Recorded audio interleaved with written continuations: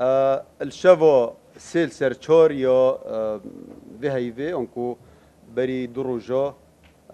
نویسنگه ها پلیس نهیلان گنهباریا مالطا هاتنا آگهدار کردن بهبونا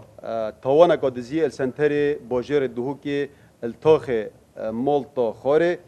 دملدس تیم تایبتمند دیم پلیسین پارزگاه ها دهوکی پلیس نهیلان گنهباریا هر وصا پلیسین بلگین گنها الجه اوه توانه آماده بون و دیار بو کو ولاتیه کنکو مالا ولاتیه کی توشی دزیه کم مازن بویه کو الدیف گوتنه نوی کوجمه 206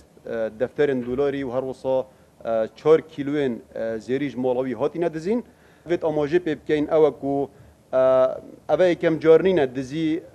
وی کوجمه انکو وی قبار مازن السنور پارزگه ها دهو که دیتا انجام دان وکو یا دیار ولاتیج زانن برینو که جی چند دزین وصا هاتین انجام دان السنور پارزگه ها دهو که و تومت بار آشکرا بوینو او پاره هاتی دزین بو خدانان هاتین زفراندن کو بری 4 سالا دزیه که جوی جوری ماستر جهاد بکرن لی پولیسین دهو که اکتایبت ین نهیلانا گنهباریا شیان اوان تومت باران آشکرا بکن و او پاره هاتی دزین بو خدانی هاتی زفراندن